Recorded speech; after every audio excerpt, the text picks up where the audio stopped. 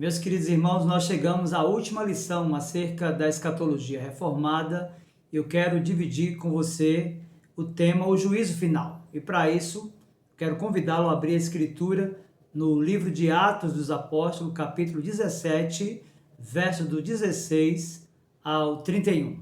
Atos, capítulo 17, a partir do 16 e até o 31. Veja comigo o que diz a palavra de Deus. Enquanto Paulo os esperava em Atenas, o seu espírito se revoltava em face da idolatria dominante na cidade. Por isso, dissertava na sinagoga entre os judeus e os gentios piedosos, também na praça, todos os dias, entre os que se encontravam ali. E alguns dos filósofos epicureus e estoicos contendiam com ele, havendo quem perguntasse: que quer dizer esse tagarela?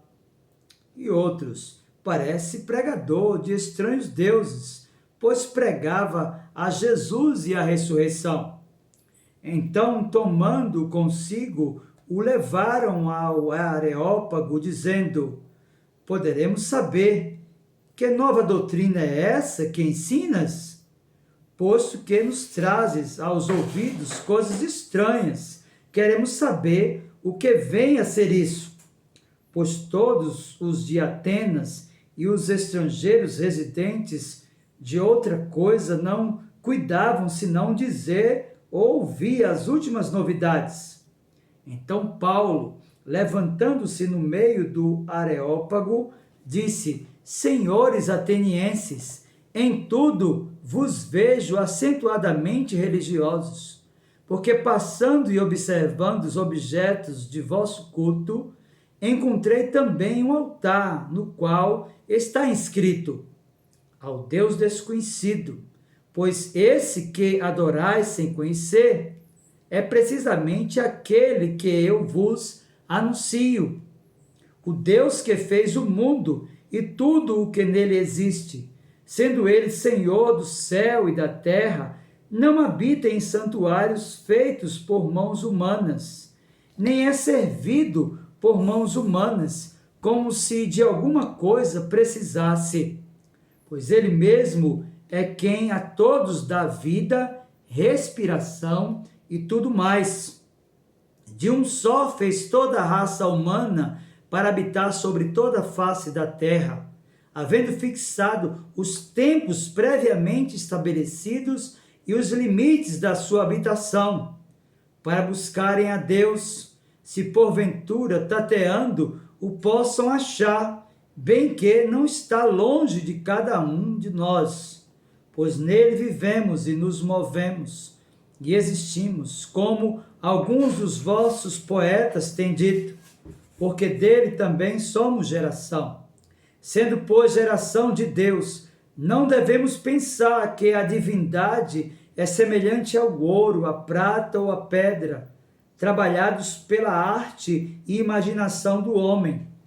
Ora, não levou Deus em conta os tempos da ignorância, agora, porém, notifica aos homens que todos, em toda parte, se arrependam, porquanto estabeleceu um dia em que há de julgar o mundo com justiça por meio de um varão que destinou e acreditou diante de todos, ressuscitando dentre os mortos. Nós vamos orar mais uma vez, suplicando a Deus a sua graça na ministração deste último tema sobre lições da escatologia reformada, o juízo final. Curve a sua fronte, feche os seus olhos e ore comigo nesta hora. Meu Senhor, em nome de Jesus, teu bendito e amado Filho, nosso supremo pastor, o redentor da nossa alma, o fiador da nova aliança, é por ele, por sua mediação, por seu sumo sacerdócio, que nos achegamos a ti, nós que somos sacerdotes no teu altar. Queremos ouvir a tua voz, meu Senhor, por isso instrui-nos nesta hora, abre o nosso coração, a capacidade intelectual para compreendermos a tua palavra e de modo especial, meu Senhor, gera temor e tremor no nosso coração, para que a nossa vida seja para o louvor da tua glória. No nome de Jesus nós oramos. Amém. Meus queridos, nós vamos tratar sobre o juízo final e eu quero iniciar dizendo para você que há uma diversidade interpretativa muito grande quando o tema é juízo final. Por exemplo, os dispensacionalistas compreendem que haverá um juízo na parousia, ou seja, na segunda vinda, e outro na revelação de Jesus Cristo, e ainda outro no fim do mundo. É algo assim muito estranho, muito complexo até de se compreender. Contudo, a Confissão de Fé de Westminster, no capítulo 33, sessões do 1 até o 3, nos ensinam que haverá apenas um dia, o dia em que Cristo voltará, a parousia, como é definida na teologia sistemática. E eu quero ler para você, do capítulo 33 da Confissão de Fé de Westminster, as sessões de 1 a 3, acompanhe comigo a leitura. Diz assim: Deus já determinou um dia em que, segundo a justiça, há de julgar o mundo por Jesus Cristo, a quem foram pelo Pai entregues o poder e o juízo.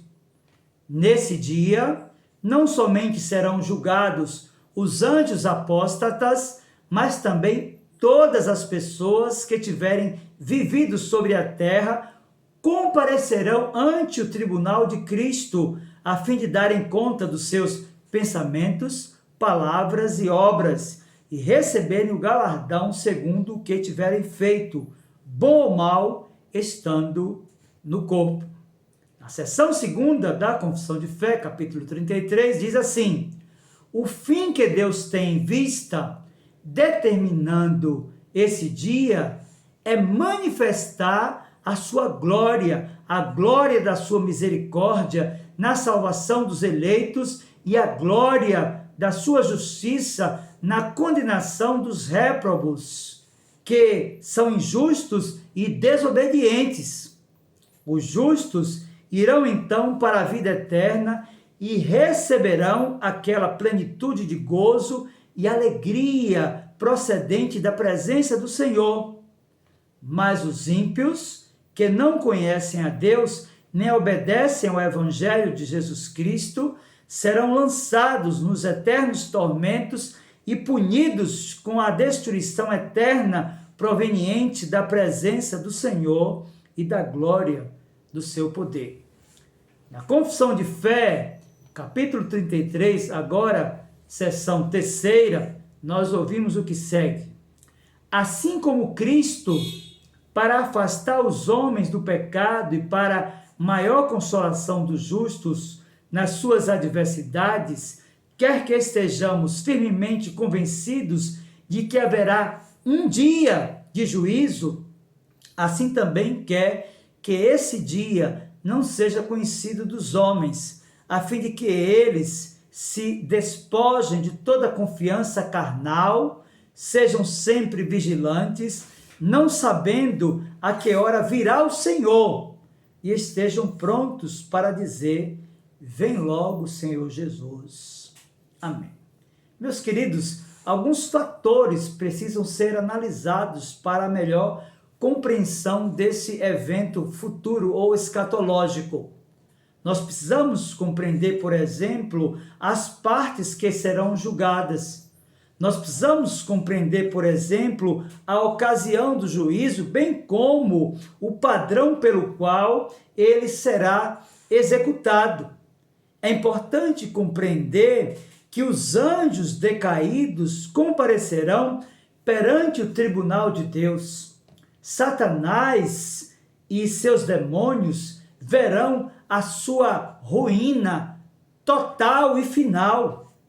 Todos os indivíduos da raça humana terão que comparecer às barras da justiça. É importante, meus queridos irmãos, de posse dessas informações, agora amparados pela Escritura, percebemos que de fato os anjos que se rebelaram, eles serão julgados. É isso que Judas ensina em sua epístola, lá nos versos 6 e 7. Acompanhe comigo o que diz a palavra de Deus. Quero, pois, lembrar-vos, embora já estejais cientes de tudo, uma vez por todas, que o Senhor, tendo libertado um povo, tirando da terra do Egito, destruiu depois os que não creram, e a anjos os que não guardaram o seu estado original, mas abandonaram o seu próprio domicílio, ele tem guardado sob trevas, em algemas eternas para o juízo do grande dia. Então é importante compreender que naquele dia os anjos que se rebelaram contra o Senhor, aquela terça parte que seguiu a proposta de Satanás, que se rebelou contra o Senhor Deus Todo-Poderoso, eles serão julgados no dia do juízo final, e é isso também que João ensina no livro do Apocalipse, capítulo 20, versículo 7 e versículo 10. Veja agora, Apocalipse, capítulo 20, verso 7 e verso 10. Quando, porém, se completarem os 1000 anos, Satanás será solto da sua prisão. O diabo, sedutor deles, foi lançado para dentro do lago de fogo e enxofre, onde já se encontram não só a besta, como também o falso profeta, e serão atormentados de dia e de noite pelos séculos dos séculos. Meus queridos, de fato haverá um juízo final. E nesse juízo, os anjos que não conservaram a sua santidade e perfeição serão julgados. É importante, então, agora de posse da nossa confessionalidade, Catecismo Maior, pergunta 29, percebermos quais são as punições do pecado no mundo vindouro, porque esta é a pergunta 29 do Catecismo Maior. Veja, Catecismo Maior de Westminster, pergunta 29, diz: quais são as punições do pecado no mundo vindouro? A resposta é a seguinte: as punições do pecado no mundo vindouro são a separação eterna da presença consoladora de Deus e os tormentos mais penosos na alma e no corpo, sem intermissão, no fogo do inferno para sempre. Então, é importante percebermos, de posse dessas informações preliminares, que nós teremos um dia do juízo. E precisamos, então, compreender o que é que reserva o juízo final às pessoas sem Cristo. Nós já vimos que os anjos que se rebelaram receberão a justa punição e serão julgados naquele dia. Mas nós precisamos também compreender o que é que reserva esse dia para as pessoas sem Cristo. E o que você deve compreender que as pessoas sem Cristo, no dia do juízo final, serão separadas eternamente de Deus. É isso que Paulo ensinou na sua segunda carta aos Tessalonicenses, capítulo de número 1, versos 8 e 9. Veja comigo o que diz a palavra de Deus. Segunda de Paulo aos Tessalonicenses, capítulo 1, versos 8 e 9. Em chama de fogo, disse o apóstolo, tomando vingança contra os que não conhecem a Deus e contra os que não obedecem ao evangelho de nosso Senhor Jesus. Estes, referindo-se aos ímpios, sofrerão penalidade de eterna destruição, banidos da face do Senhor e da glória do seu poder. Então percebam que não somente os anjos que se rebelaram, mas todos os ímpios, eles serão julgados naquele dia. O que nos cabe compreender é o que é que o juízo final reserva às pessoas sem Cristo. E nós precisamos iniciar afirmando que essas pessoas que não têm o Senhor Jesus como Salvador pessoal, elas serão punidas na alma e no corpo. Lucas capítulo 16, verso 24, nos diz assim: então, clamando, disse: Pai Abraão, tem misericórdia de mim e manda a Lázaro que molhe em água a ponta do dedo e me refresque a língua, porque estou atormentado nesta chama. De fato, meu querido irmão, o que está reservado no dia do juízo final para as pessoas sem Cristo é algo que salta aos nossos olhos. É algo que nos chama a atenção pelo poder de sofrimento que as pessoas vão provar.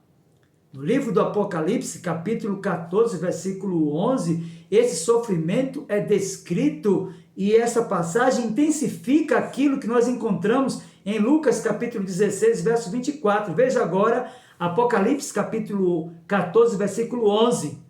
A fumaça do seu tormento sobe pelos séculos dos séculos e não tem descanso algum, nem de dia, nem de noite. Os adoradores da besta e da sua imagem e quem quer que receba a marca do seu nome. Meus queridos, nós precisamos de compreender que, de fato, o que o juízo final reserva para as pessoas sem Cristo é algo que trará um intenso sofrimento. De fato, nós precisamos de compreender que a finalidade da condenação dessas pessoas sem Cristo é a manifestação da justiça de Deus. Para Alexander Archibald Rodd, comentando a Confissão de Fé de Westminster e discorrendo sobre a condenação dos ímpios, ele diz assim: o fim que Deus tem em vista, determinando esse dia, é manifestar sua glória, a glória da sua justiça na condenação dos réprobos. E os réprobos serão igualmente exibidos, mas como vasos de ira, a fim de que a justa ira divina faça conhecido o seu eterno poder. Diante disso, nós precisamos de compreender o que é que vai ocorrer com os crentes. Nós já vimos que os anjos que se rebelaram estarão presentes no dia do juízo. Percebemos que os ímpios serão punidos naquele dia, mas nos vem agora uma pergunta: o que ocorrerá com os crentes naquele dia? Meus queridos, nós seremos apresentados diante do tribunal de Cristo. E é isso que o Evangelho de Mateus nos ensina lá no capítulo 13. Se você abrir aí a sua Bíblia em Mateus capítulo 13, verso 30 e depois versos 40 ao 43, você vai perceber que os crentes serão apresentados diante do tribunal de Cristo. O texto bíblico diz assim, Mateus 13, versos 30 e depois do 40 ao 43. Deixai-os crescer juntos até a colheita. A Escritura está falando sobre o joio e o trigo. E no tempo da colheita, direi aos ceifeiros: ajuntai primeiro o joio, atai-os em feixes para ser queimado. Mas o trigo recolhei-o no meu celeiro. Pois assim como o joio é colhido e lançado ao fogo, assim será na consumação do século. Mandará o Filho do Homem, os seus anjos, que ajuntarão no seu reino todos os escândalos e os que praticam a iniquidade e os lançarão na fornalha acesa. Ali haverá choro e ranger de dentes. Então os justos resplandecerão como o sol no reino de seu Pai. Quem tem ouvidos para ouvir, ouça. Então perceba comigo, meu querido irmão, que o Evangelho de Mateus, capítulo 13, versos 30 e os versos do 40 ao 43, apresenta que, de fato, todos os crentes serão apresentados naquele dia em que Cristo voltar diante do seu tribunal. Isso é verdade também no sermão escatológico, mesmo no Evangelho de Mateus. Veja agora capítulo 25, a partir do versículo 19 e até o versículo 25, a Escritura diz assim: depois de muito tempo, voltou o Senhor daqueles servos e ajustou contas com eles. Então, aproximando-se o que recebera 5 talentos, entregou outros 5, dizendo: Senhor, confiaste-me 5 talentos. Eis aqui outros 5 talentos que ganhei. Disse-lhe o Senhor: muito bem, servo bom e fiel. Foste fiel no pouco, sobre o muito te colocarei. Entra no gozo do teu Senhor. E aproximando-se também o que recebera 2 talentos, disse: Senhor, 2 talentos me confiastes. Aqui tem outros 2 que ganhei. Disse-lhe o Senhor: muito bem, servo bom e fiel. Foste fiel no pouco, sobre o muito te colocarei.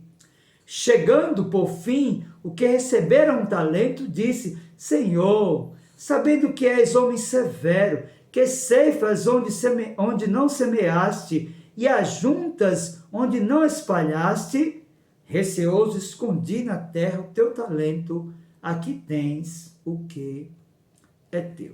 Meus queridos, de fato, os crentes, eles serão também julgados pelas palavras frívolas e pelos seus próprios segredos. Naquele dia, tudo quanto as pessoas conservaram no coração, todos os seus segredos, todos os seus pecados ocultos, serão lançados em plena luz. O Evangelho de Mateus, capítulo 12, verso 36, diz: digo-vos que de toda palavra frívola que proferirem os homens, dela darão conta no dia do juízo. Paulo, escrevendo aos Romanos, capítulo 2, verso 16, tratando do mesmo assunto, diz: no dia em que Deus, falando do dia do juízo final, por meio de Cristo Jesus, julgar o segredo dos homens, de conformidade com o meu evangelho. Paulo escreve aos Coríntios, primeira carta, capítulo 4, versículo 5, também vai tratar sobre este aspecto da parousia do dia do juízo final. 1 Coríntios capítulo 4, verso 5, portanto, nada julgueis antes do tempo, até que venha o Senhor, o qual não somente trará à plena luz as coisas ocultas das trevas, mas também manifestará os desígnios dos corações, e então cada um receberá o seu louvor da parte de Deus. Meus queridos, de fato, nós precisamos de compreender de que tudo quanto nós fazemos ou pensamos, nós daremos contas ao Senhor naquele dia em que Cristo voltar. Então é importante que se diga que os crentes naquele dia também serão definitivamente e absolutamente justificados seus pecados através de Cristo. Porque foi isso que Paulo ensinou quando escreveu a sua carta à igreja de Roma, no capítulo 8, verso 1, e também nos versos do 33 ao 35. Veja, Romanos capítulo 8, versos 1, 33 e até o 35. Agora, pois, já nenhuma condenação há para os que estão em Cristo Jesus. Quem tentará acusação contra os eleitos de Deus? É Deus quem os justifica. Quem os condenará? É Cristo Jesus quem morreu, ou antes, quem ressuscitou, o qual está à direita de Deus e também intercede por nós.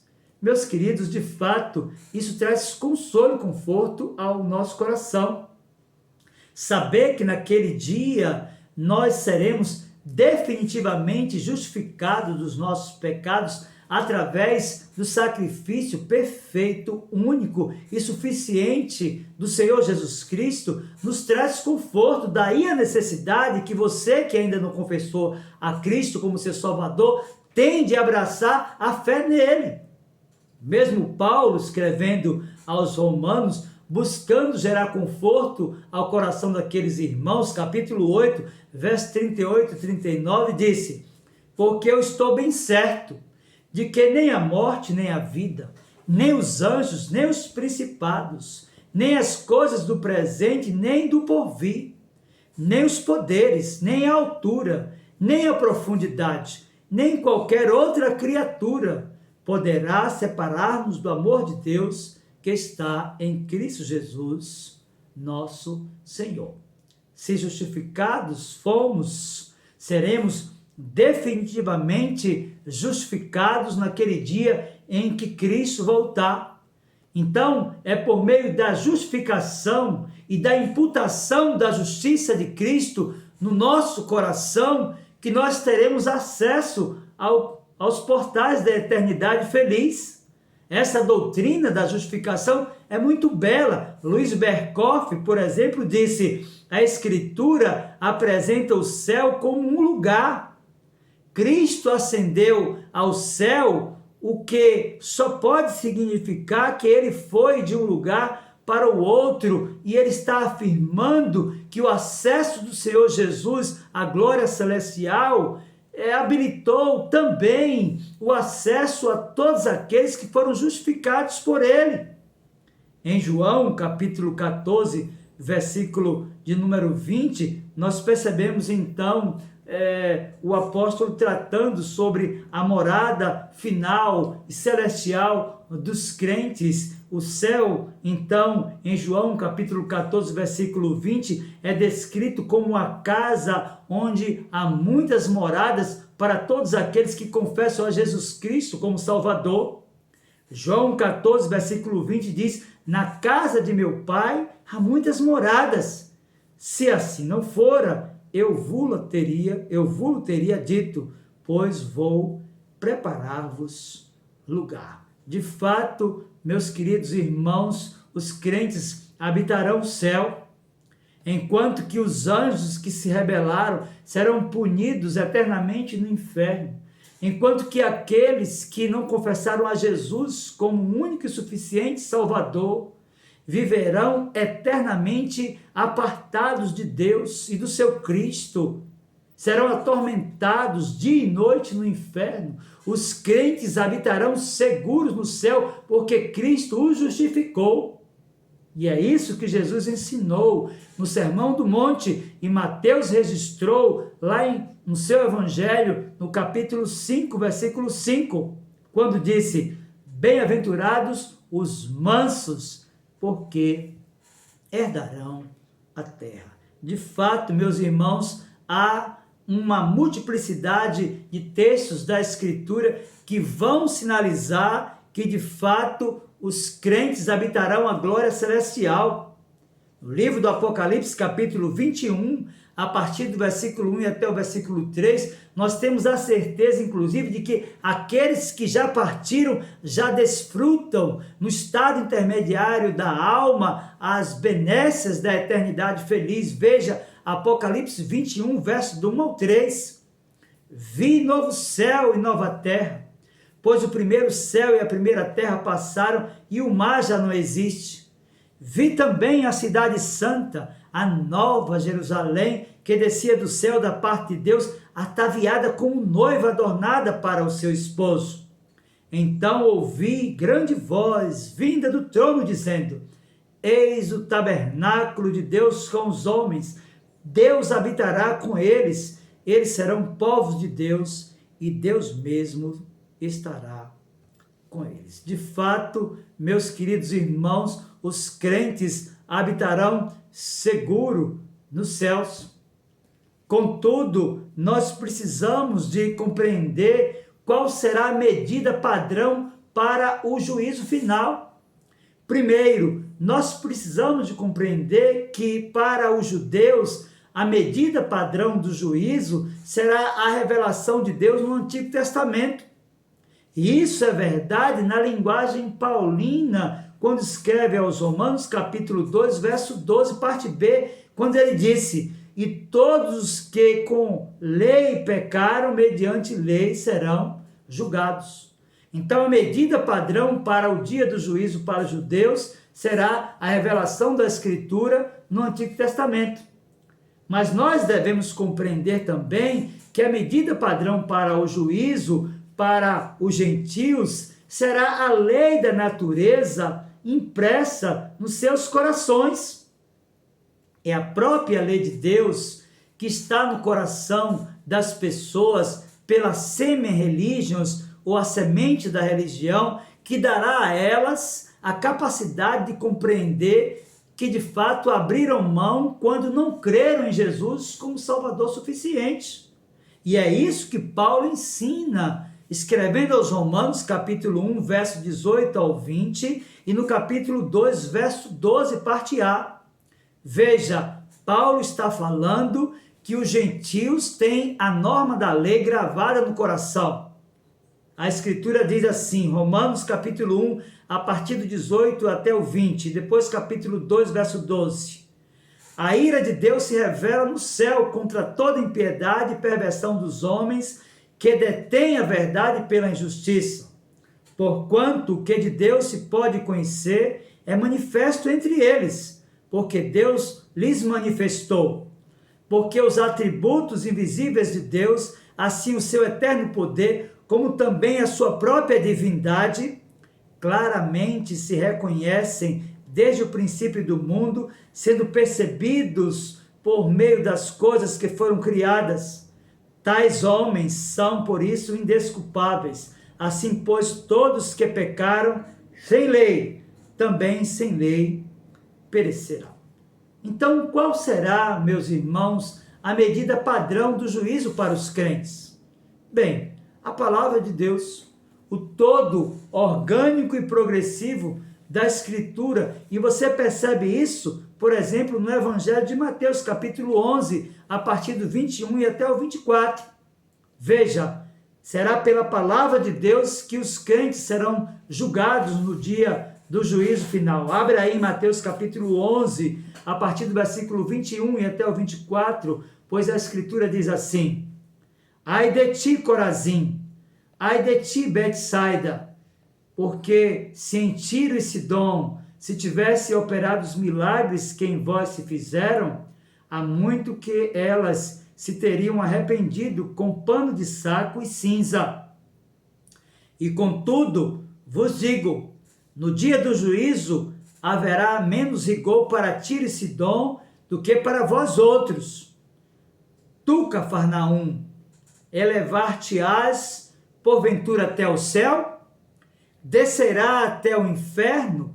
Porque se em Sodoma se tivesse operado os milagres que em ti se fizeram, teria ela permanecido até o dia de hoje. Digo-vos, porém, que menos rigor haverá no dia do juízo para com a terra de Sodoma do que para contigo. De fato, meu querido irmão, a medida padrão do juízo para os crentes será a Escritura, e Paulo adverte aos romanos, afirmando que eles deveriam ser praticantes da palavra de Deus, eles que tinham o benefício da Escritura no Antigo Testamento, e nós que temos o benefício do todo orgânico e progressivo, seremos julgados por aquilo que está escrito nesse livro. Veja, Romanos capítulo 2, a partir do 13 até o 16, diz assim: porque os simples ouvidores da lei não são justos diante de Deus, mas os que praticam a lei hão de ser justificados. Quando, pois, os gentios que não têm lei procedem por natureza de conformidade com a lei, não tendo lei, servem eles de lei para si mesmos. Estes mostram a norma da lei gravada no seu coração, testemunhando-lhes também a consciência e os seus pensamentos mutuamente acusando-se ou defendendo-se. No dia em que Deus, por meio de Cristo Jesus, julgar os segredos dos homens de conformidade com o meu Evangelho. A pergunta que nos cabe agora, meus queridos irmãos, já que nós estamos tratando sobre o dia do juízo final, é quando esse evento será realizado. E a resposta para essa pergunta encontra-se no Evangelho de Mateus, capítulo 24, verso 36. A Escritura ali nos diz assim: mas a respeito daquele dia e hora, ninguém sabe, nem os anjos dos céus, nem o Filho, senão o Pai. Diante de tudo que vimos, meus queridos irmãos, o que é que nós podemos aprender acerca do dia do juízo final? Primeiro, que o ensino dispensacionalista que estabelece 3 momentos para a homologação do juízo final é falacioso. Segundo, a finalidade do juízo é a manifestação da glória de Deus na condenação dos ímpios e salvação dos eleitos. Terceiro, o Senhor Jesus virá apenas uma vez e nós precisamos estar preparados. A pergunta que não pode calar é se você está preparado para este evento. Eu quero dizer para você que um dia você estará lá. Se você tiver partido para a eternidade, o seu corpo vai ressuscitar no dia do juízo. Se você estiver presente aqui, o seu corpo será transformado e você terá uma experiência gloriosa do encontro com o Senhor nos ares.